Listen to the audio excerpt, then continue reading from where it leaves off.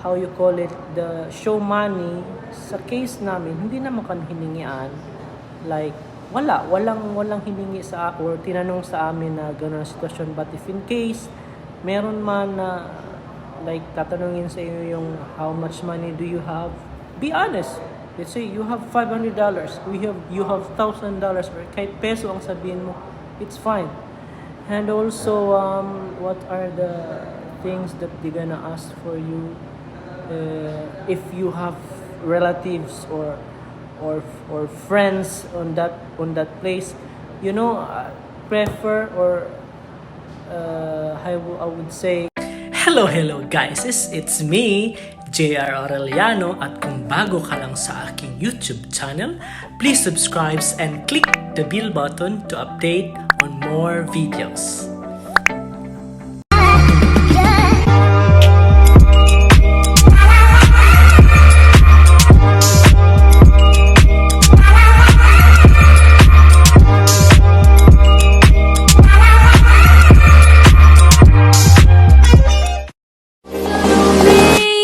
Hi guys, welcome to my channel. It's JR Aureliano channel. Ayan. Today's vlog, it's about issue kasi ngayon ng yung tinatawag nating immigration interview dyan sa Pilipinas. Okay? So it's like, based on my experience, though I am a OFW for a long time, it's like maybe 2 years ago, nag-travel kami ng aking may bahay sa Hong Kong, alright? So, kahit ikaw ay marami ng experience sa pag-travel sa ibang bansa, andun pa rin yung interview ng or process ng pag-interview sa'yo sa immigration, okay? So, ito lang yung mga tips na dapat nyong pakakatandaan, and as much as possible, kung kayo man ay magsisinungaling, galingan nyo. But pagsisinungaling, it's not really advice, kasi mas magaling pa sa inyo ang mga immigration dyan sa Pilipinas. Alright? So ito lang pakakatandaan nyo. Make sure you have all the requirements that they might ask for you. Example na din yun, na din doon yung mga itinerary. Kasi for example, gusto pumunta ng Hong Kong or Singapore or whatsoever. Ayun, sa what's saying, like yung mga itinerary ninyo, kung ano ang plano nyo sa place na yon, make sure, if you are working there sa Pilipinas, make sure you have the how you call it, vacation certificate or leave certificate. I don't know how you call it there sa Pilipinas, kasi though hindi naman siya siguradong tatanungin, but what if tatanungin sa inyo? So pag wala kayong ma-present, that would be 1 or -1 for you. Alright? So yun, dalhin nyo yun. And also, ito pa, pinaka-importante, yung return ticket nyo. Sometimes, they will not allow you to look at your papers, okay?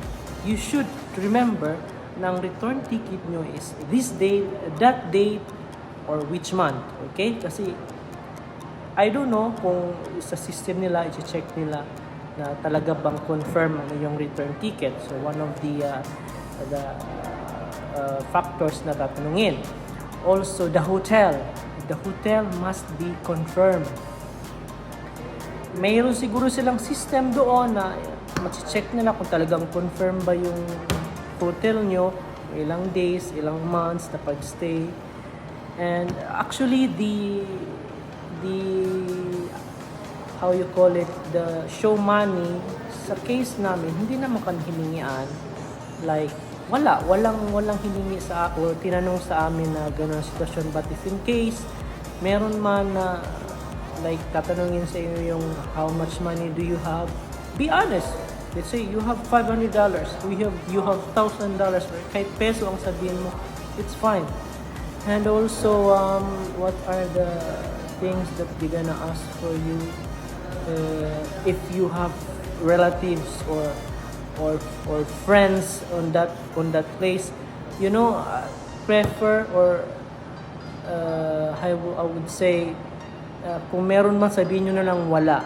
Kasi pag meron, you have to explain further. Ano mo sila, ilang taon na sila doon, anong work nila. So you have so many things to memorize about their background. So kung kaya nyo namang i-defend yung sarili nyo na wala, go ahead, sabihin nyo na lang wala kasi para stop na yung tanong nila. And kapag kasi tinatanong kayo ng isang question, answer briefly. Huwag na yung parang may question mark sa dulo kasi isa yun sa mga makaka-upload sa iyo, okay? What else? Ano ba yung tinanong para sa amin?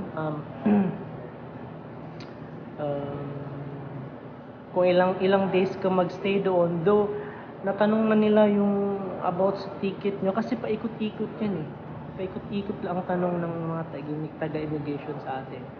Kasi they want to make sure if you're accurate on your answer. So, ilang days kang magstay doon sa Singapore or sa Hong Kong whatsoever.